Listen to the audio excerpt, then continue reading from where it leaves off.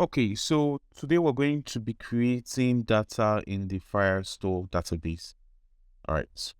So I have done a video before on how to connect your application to Firebase. I will put the link in the description in the video so you can go check it out. Now we're going to go to FireStore. We're going to be creating an entry into the FireStore database. We're going to be updating it. We're going to be deleting it. And we're going to be fetching it. So we'll just come here and create the database. So make sure you start in test mode. Production mode is when you're done and then you're making it more secure. We'll go to next. Make sure you set this location cannot be changed later. So make sure you set the location as best for you. So now it's just setting it up for us. Now, before we continue, in our Firebase configuration file, we imported get FireStore from Firebase FireStore, and we also imported get storage from Firebase storage. Then we also exported constant as db, constant db, get FireStore, and putting the app in there. And they also export a constant storage. Battery is low, but let's just ignore that. Okay, so as you can see, the FireStore has set up, so we're going to start a new collection, and this collection we're going to be naming it projects. Products. We're just going to say auto ID with the value. Yes, we're just going to create one document for our collection. So as you can see, it's here products. This is just one. So we're going to delete this because we don't really want that. Want it to be empty before we start inputting values in it. Okay, so now over here, this is a React application. Should refresh this.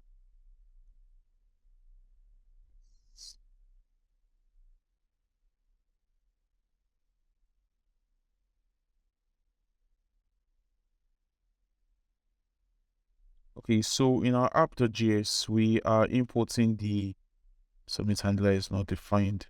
Okay, let's just cancel this for now.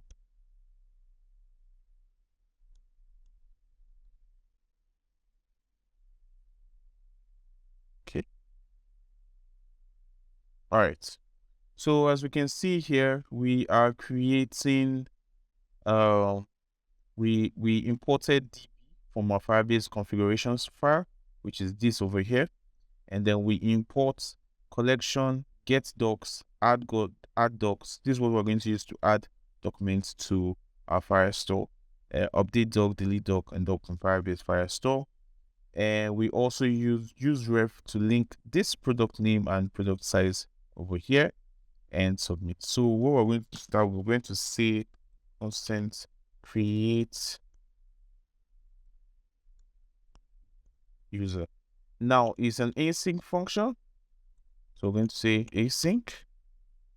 I'm going to do this. So now once we've done that, we want to get our product name. So we're going to say constant name of the product.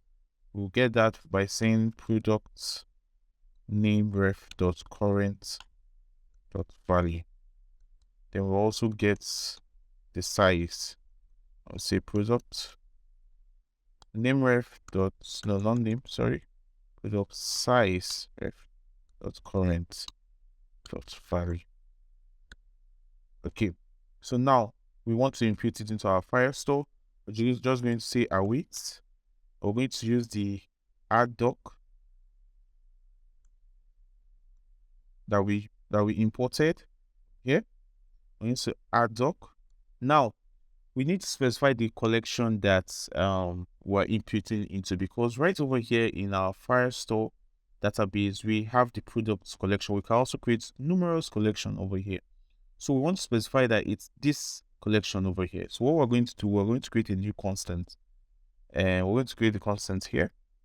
Let's say constant products collection reference. Yes. And we're going to say collection, and we're going to say db and the name of the collection is the product.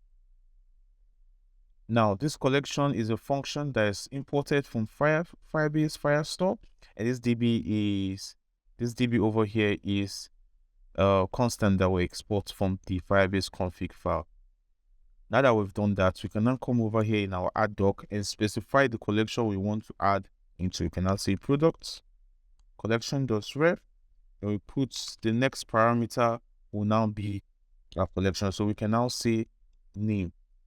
So we can say product's name will be name that we have over here, and we can also say product size, the size we have over here. Let's see if that okay. So once we've done that, this should work now. So we'll come to our submit button and we say on click, we want you to create user. So now we're going to come over to our React application, product name, they'll say shoes. The size we have is size 14. Let's clear this and press submit. Now that we've clicked on submit, we can check our FireStore and we can look over here and we can see what we created, shoes with a product size of 14. Very, very simple. Now, what if we want to update this information that we have here? We want to update this shoes and size 14.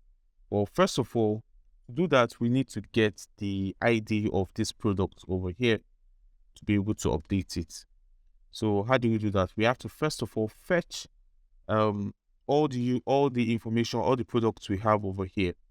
So let's do that. First of all, we want to do that using the use effects. We want immediately our application loads, we want to get a list of products. So what are we going to do? We're going to create a use effect, and we're going to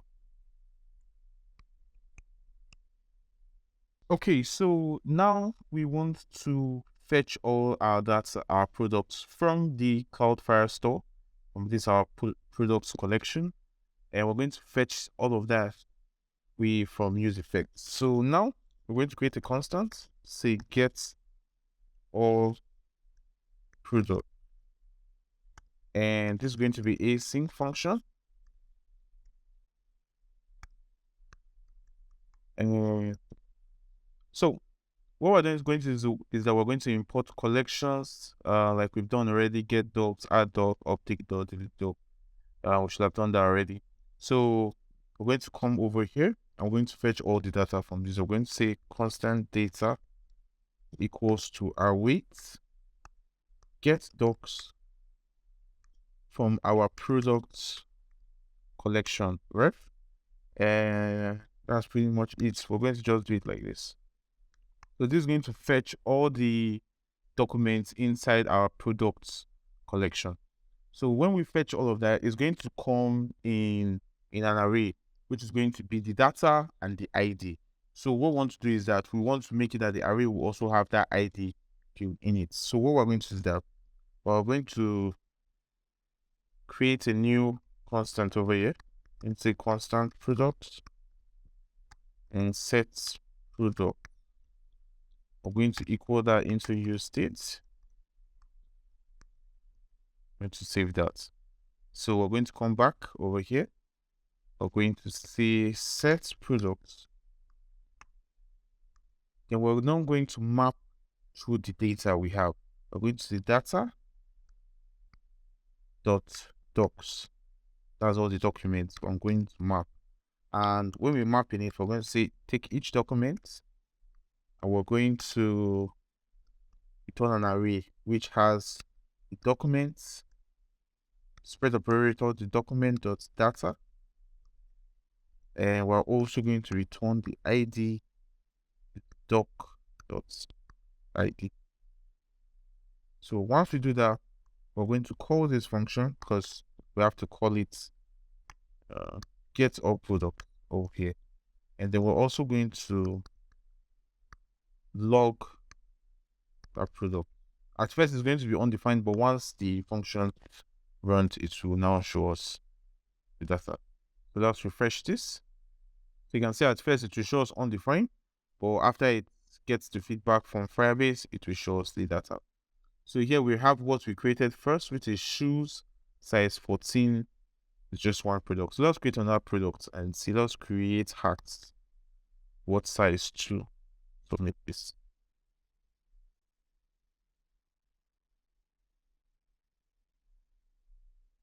So we've created it already. We're going to refresh this. So you can see we have hats and we have shoes. So that's perfect. So now what are we going to do now that we have the hats and shoes? We're going to echo these products down here. We're going to say, we're going to create it. We're going to say product. And we're going to come over here. We're going to say all the products. We're going to map through all of them. And how we're going to map through all of them? We're going to say products. We're going to do like this. Make sure. Okay. So now we're going to create a div.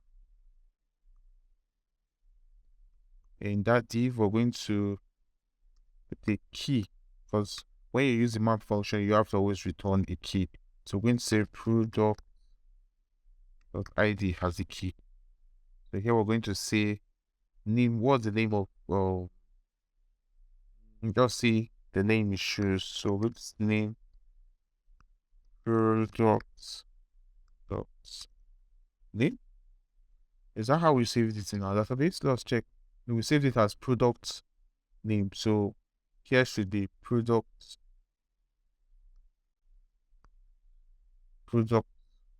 name. Then here we're going to have a button which is going to show us the size button. We're going to have product.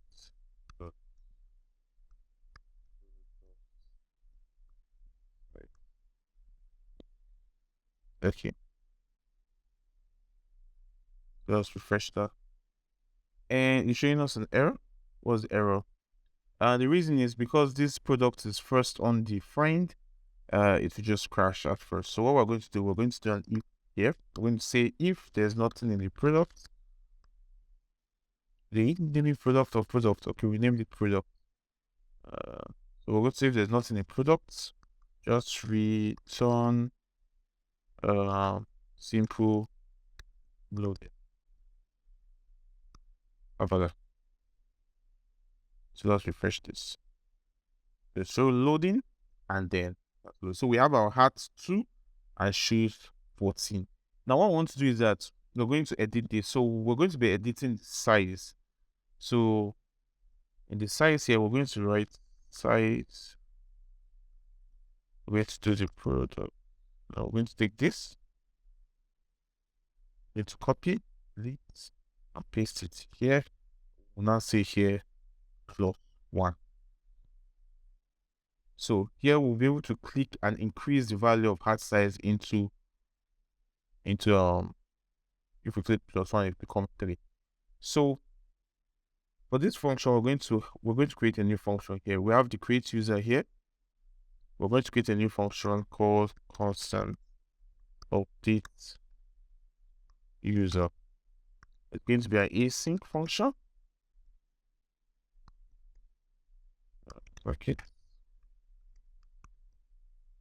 Okay, so we need to pass in identification and also the age of the user, so we can add it with 1. Sorry, age, I mean size, the size of the product, so we can add it by 1. So this shouldn't be create user, this should be create product. Okay, update product. So here we're going to change it to update products. Sorry about that. So here we're going to have it to be perfect. So now what are we going to pass in? So here we're going to pass in the identification. I'm going to pass in the size. So over here in the button, we're going to create click. Now click, we want you to update the products, and we want to pass in the identification, which is the product .id. I also want to pass in product site. Okay, so perfect. So now that we've done that, we want to add the what's going to happen when the user clicks on the button. We're going to say constant user top, and we're going to say in the document, we're going to fetch the document. We're going to say the document that is in this database of the product. We want to find one with this identification that we have here, and then we're going to say the new fields.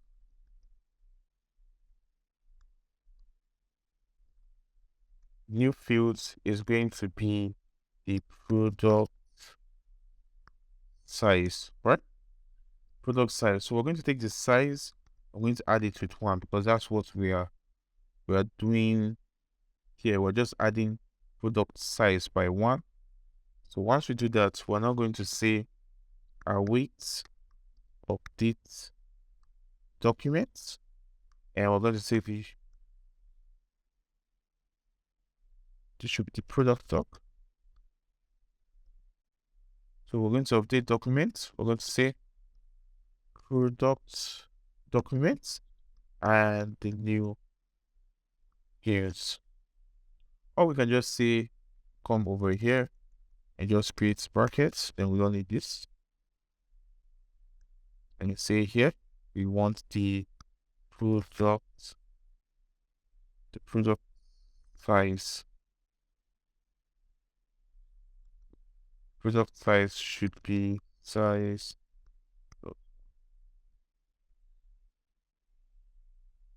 Okay, so let's check that now. So we have shoes.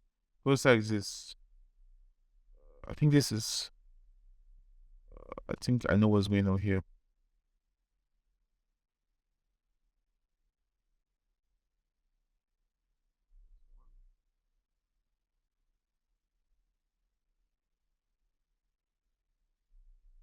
And update or call it invalid data. Okay, let's go back. Product size plus 1. Okay, initial function value. Alright, so what could be the problem over here? Let me look at this. So we have the products, the ID. Are we passing the ID correctly? The product.id, which we have here, and the product size. And over here, we're seeing the ID and size. And then we are checking the database, the product. Do you call that function? Yes, we did.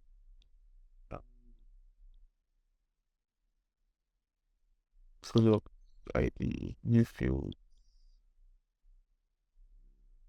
Yeah, why don't you just say product size? Let's see if that will work. So you can find out where the error is coming from.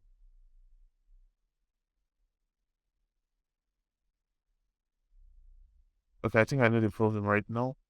The problem is that this isn't doing an on click. It is just literally working like that all the time. Let's change this to 30.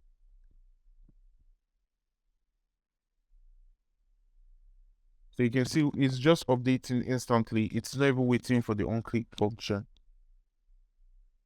That's because of how we call it in here.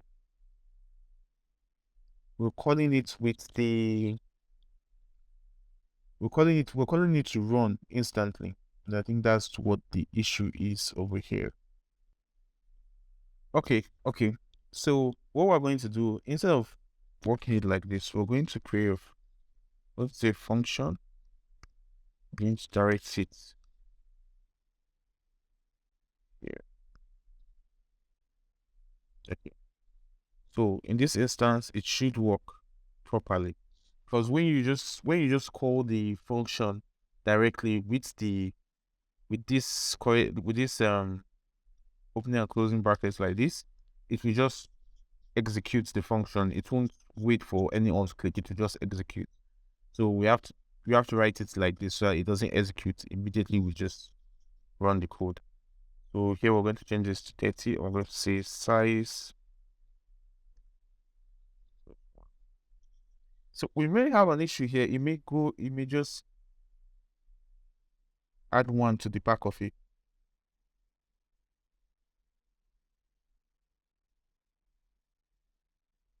Okay, nothing either. You can see, I'll refresh this now. It's 31. But once we click it, we click this, and we refresh. That's it changes to 22. So that's that for the updating of the user. Now we need to also go into deleting the user. So what we're going to do, we're going to come down here. We're going to create a new button. And we're going to title it delete. So on this delete, we're going to say on click. We're not going to make that same mistake again. And we're going to say delete product. And we're just going to pass in the ID here. So we say product.id. So now we're going to create a new constant. I'm going to write delete product. It's an async function. And we're going to pass in the ID here from over here. So how do we delete user? We can just say constant. I keep saying user. Well, how do we delete the product? Say constant product doc. Then we're going to say doc ap products with the ID that we get. So we're just going to say await delete. Yes, we're going to say await delete doc. I'm going to pass in the product doc. Okay. We're going to refresh this. Okay. So hats, we're going to say goodbye to hats with delete. So once we do that, we check and we see we only have one document left in our product, which is shoes. And if we refresh this, we're going to see it's really shoes that were left. So that's how you can create a product, update a product, delete a product, and also fetch products from your FireStore database. It's a very, very useful code. I implore you to use it out in your application. You can also do different things with it. You can export the functions from various parts of your application. So if you need any more videos like this, please make sure to subscribe. Let me know what kind of video you would like in the comments below. See you later.